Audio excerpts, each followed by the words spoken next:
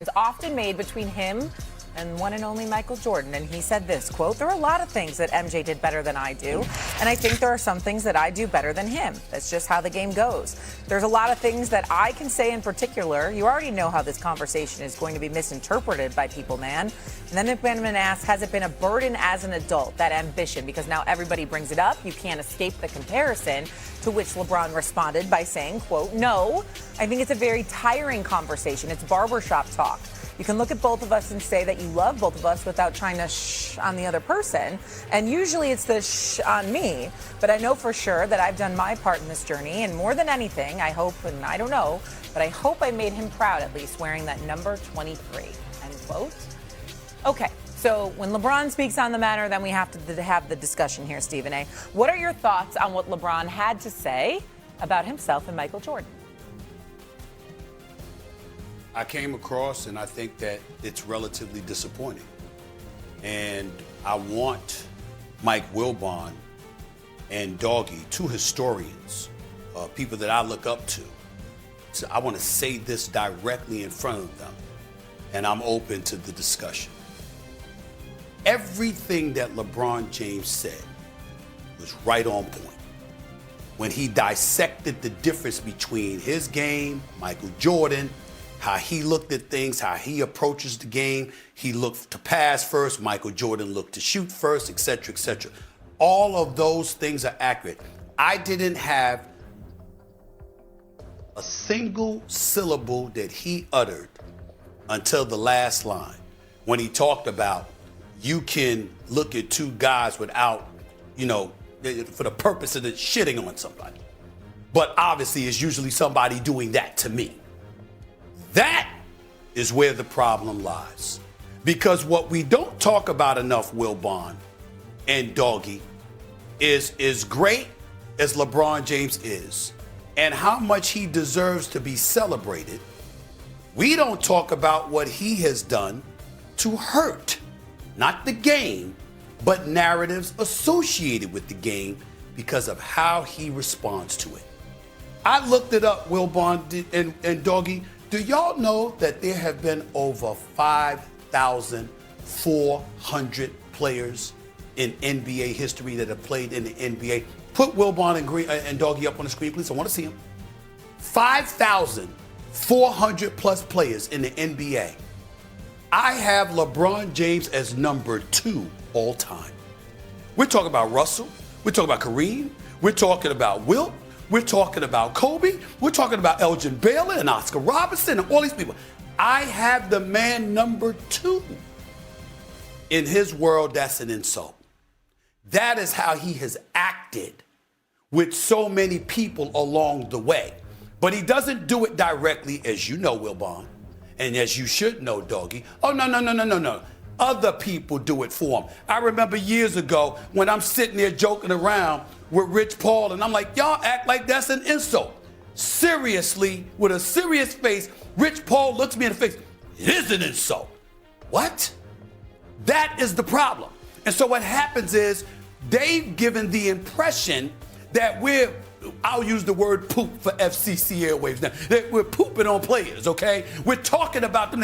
What do we do to today's players that wasn't done before? I understand the advent of social media and beyond, and that everybody has a voice and everybody has a podcast and everybody got something to say.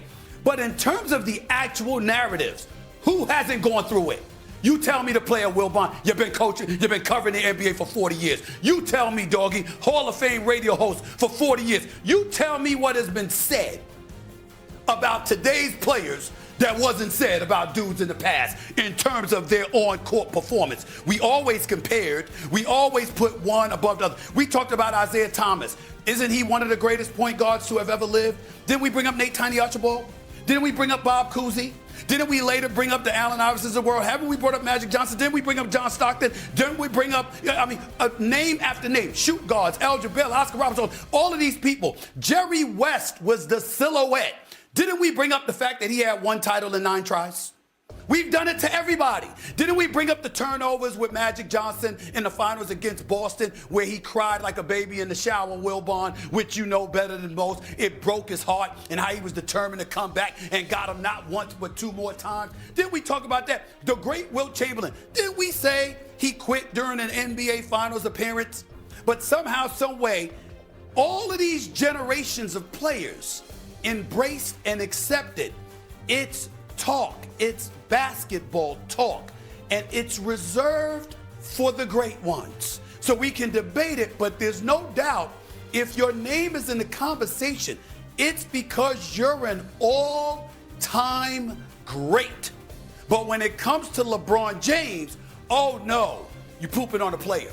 You dogging them. It's the negativity. It's what's happened to the game. And instead of appreciating how he is revered, how much we'll miss him when he's gone, how we cannot deny that this man belongs on the Mount Rushmore of basketball. My career wouldn't be what it is if it were not for people like him. Yours wouldn't either. Yours wouldn't either, Doggy or Wilbon. None of us. They helped us be who we are. But we're talking about it, and when we talk about it and we compare, oh, we're dogging them. And you've fostered that mentality to the modern day players in such a way that the heightened level of sensitivity has regressed to a point of embarrassment where we're literally looking at grown men who are elite, prestigious. We look at them, we admire, damn it, we wish we were them, at least physically and in terms of their capabilities, because we know they are things that we could never hope to be. We talk about it, we celebrate it, we debate it, we revere them, we big up them, we prop them, all of it. And none of it matters because how dare you compare? That is what LeBron James does when he brings out the part of us pooping and diminishing the players. He takes it that way, but then he leaves it to others to speak on it instead of owning it himself. You have a conversation, and that's all it would take. I'll say this last part. All of that stuff that happens with he and I'm not rooting against him. I'm a grown man. Wilbon is my big brother. Wilbon talked to me many, many times. You understand? I got it. I wish that man nothing but the best. I'm looking forward to celebrating him tonight. Bronny's looking good. Got a lot of potential. I'm really happy for him. Truly, truly am. But all the stuff that happened is because of that narrative right there. And LeBron James confirmed it yet again.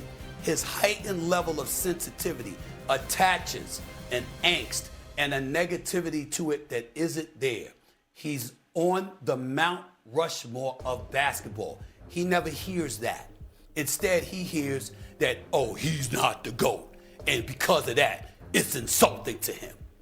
That is what the problem is with him and a lot of the modern day players who are so anxious to support him instead of listening to what we're actually saying. Stephen A., the thing is, that's not particular just to basketball. That's the culture we live in now. Okay. Popular music, entertainment, hating on, any criticism is seen as that. Okay. I've tuned a lot of that out. I've tuned most of it out. I tune out the people. I hear you about when they talk about people around LeBron, including Rich Paul. I've said to Rich, you know, if calling LeBron a top 5 basketball player is an insult to you, get over it.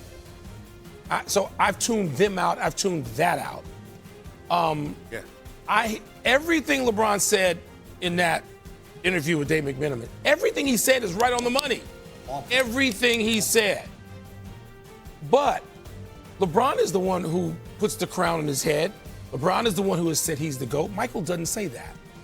And the conversation has become tiresome to me because you almost